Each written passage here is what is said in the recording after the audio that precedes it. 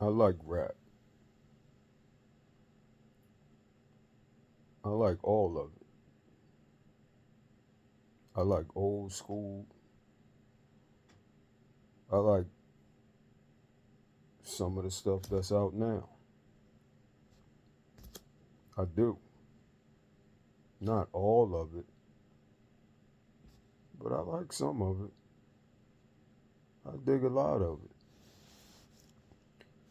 I'm 51 years old, um, which means I was alive when there was no rap. You know what I'm saying? I was a child when I first heard rap. And I don't mean Rapper's Delight. Rapper's Delight was when the world first heard rap music. But there was a time prior to Rapper's Delight when there were tapes circulating in the streets of, various people doing rap music. You know what I'm saying? Over break beats. There were these cassette tapes circulating through the neighborhoods. I don't know. I mean, there were guys who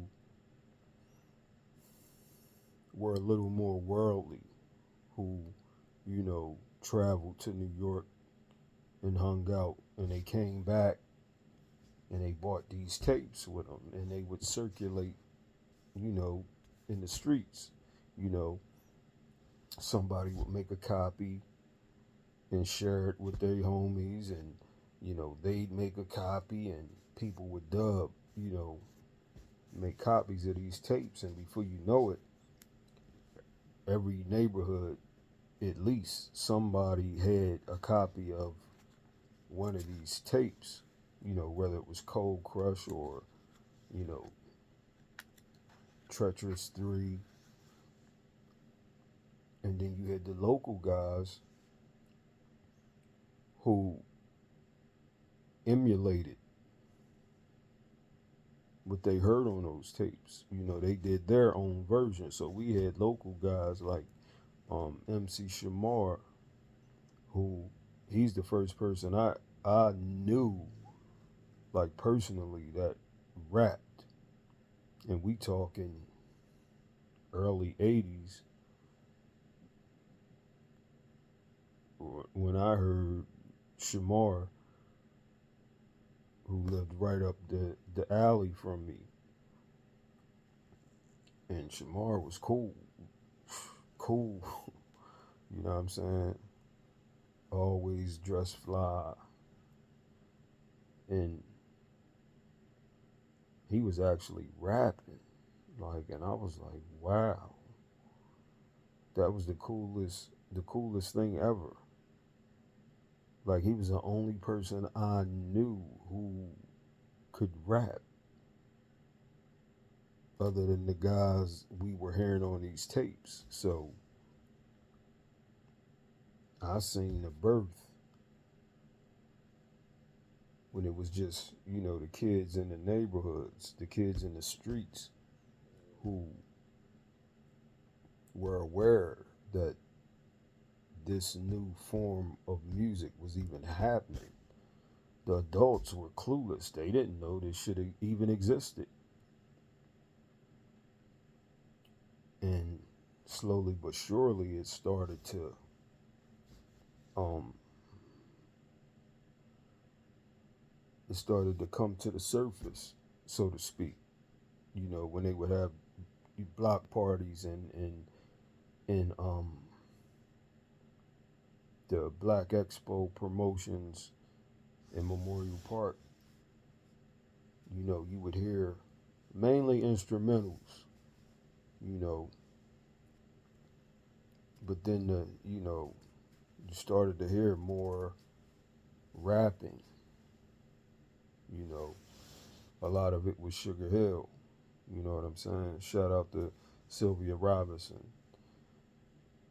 even though they robbed the shit out of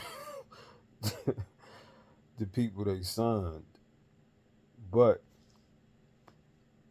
they pushed the music out. You know what I'm saying? From coast to coast, they were a real record label that was putting out rap music at a high clip.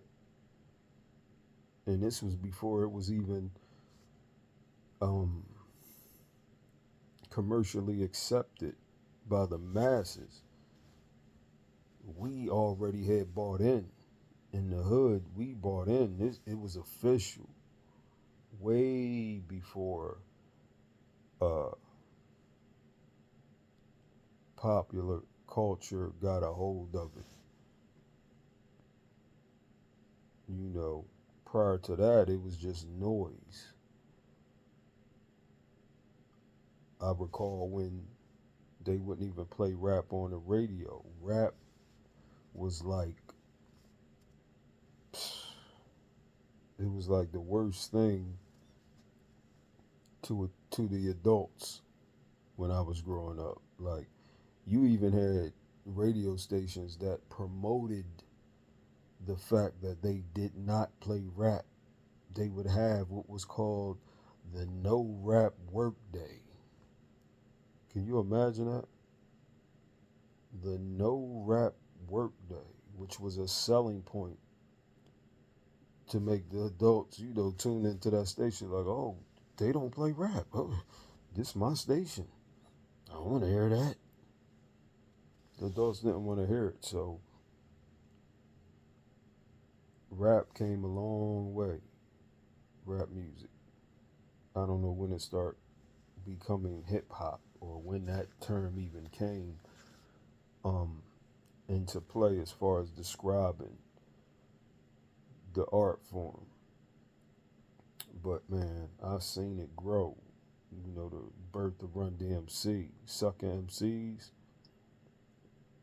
and then Rockbox. It was over.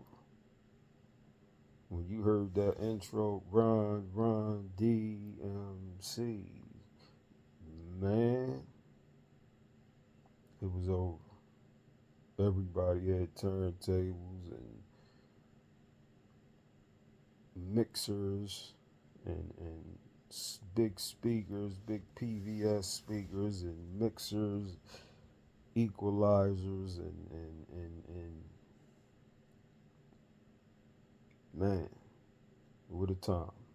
Crates of records, house parties, block parties. Man, we need to have house parties again. Mm, it was a time, man, but shout out to hip hop, man. Like I said, hip hop made me. Hip hop is a lifestyle. Hip hop is more than a culture. It's life. It's damn near religion. You know what I mean? Like it's everything, man. And I'm proud to say I'm a product of it. Yeah, hip hop.